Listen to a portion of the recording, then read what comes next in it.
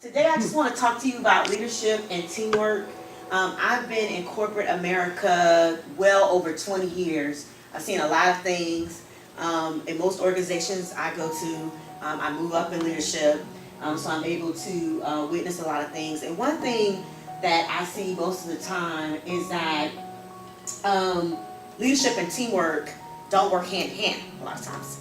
And so it destroys a company. It destroys the morale, and a lot of times you don't have great retention. And I've been seeing that even more here lately. So I want to talk a little bit about that. And let's see, how do I work this thing? All right, I hit the wrong arrows. Okay, so leadership.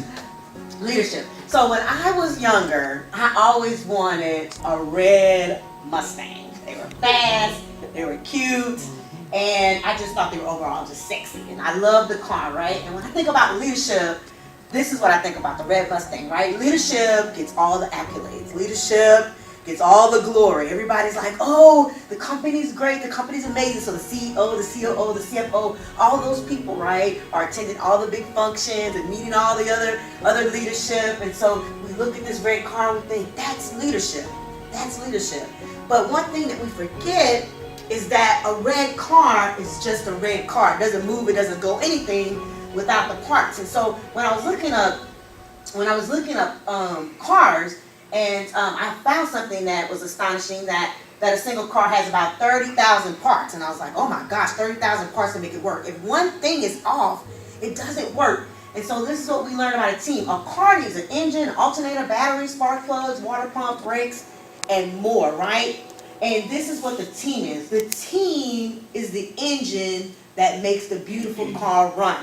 If we see just the beautiful car and it's not going anywhere, no one's going to see it. It's not going to go anyplace, right? But in the same difference, if you just see all the parts within a vehicle, who's going to get it? You're just looking at parts. And you still can't run without a body. You're just sitting there. So both leadership and team have to work together. The team is the working organism that makes the beautiful car run. The beautiful car is a representation of all the teamwork. If they don't function, your car doesn't work. Your business doesn't work. It doesn't work out when you're not working together. It takes the leadership and the team to pull off the vision.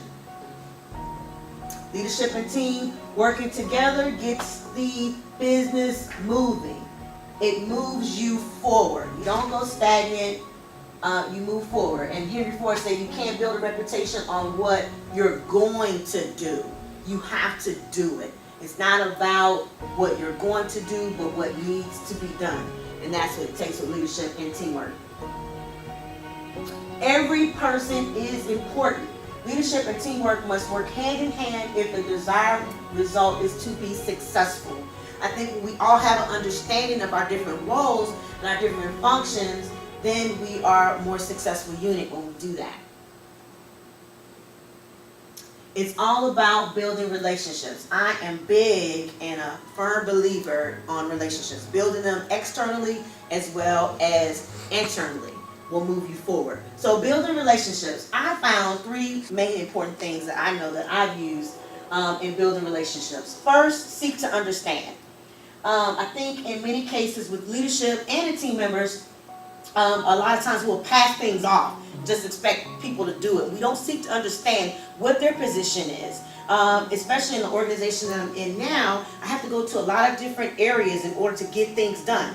I don't do them myself, but I need their help. But first I need to seek to understand. What's your schedule like?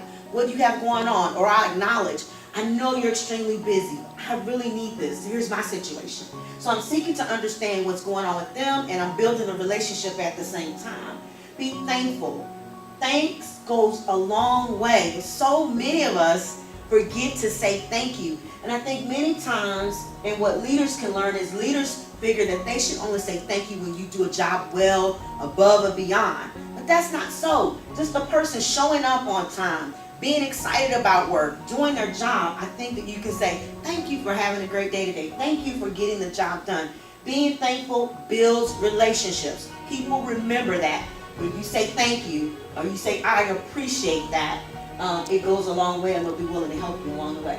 Also, in building relationships, think about more than just business. I can't tell you how many times I've seen this where people just come up, I need you to do this, I need you to do this, can you do that? Instead of, hey, how was your weekend? Hope you had a great day. How's your family doing, or how are you doing? Just make it more personal and not just business. Not getting too personal, right? You know, HR rules and regulations, right? But you can say, hey, how was your weekend? I hope everything went well. Or if you know something about them, how'd that project go that you did last week? Just more than just business and getting the business done helps build relationships. I personally have been in my new organization, just had a year anniversary on September the 1st. And throughout that year, I've built so many relationships with different areas that would not get things done. They're like, we have our stuff, we can't help you. And by just doing these 3 steps, I've personally seen the difference that it's made in the company. Strong relationship building produces trust, loyalty, commitment, retention, positive attitudes, more productive, better work, and a work environment. You need this in your organizations, right? Nobody survives in an organization with non-communication, with strife, with envy, with jealousy, negative attitudes. It is like a cancer that kills an organization. Just by doing those simple things I said. If you notice, I never mentioned money. I never mentioned money in any of this. I found that most of the time, and believe me, I'm one that's like, give me my due where my due is. But I will sell out to my organization. I'll be loyal, committed. I will not, staffing agents, recruiters can look for me all day long. If I'm getting those type of things and they're building a relationship with me, and I know I have the opportunity to excel within an organization, I'm going to be loyal to them. I'm going to stay with them. If I have a workplace where it's productive and positive and everybody is working together, I'm going to weigh all of that. We're not going to just move for money, and I'm not the exemption to the rule. I know that others think this way. So building these strong relationships between the leader and between the team really does produce these type of results. It's a win-win. You win, I win, we win. And that should be the end result that we all want. As a leader in any organization, this could be, and this is just not corporations, this is in church, this is in businesses, this is in your home. Husband and wife, this is in your home, that it could be a win-win for everyone just by simply working together as a team with the leadership, and the team gets the job done.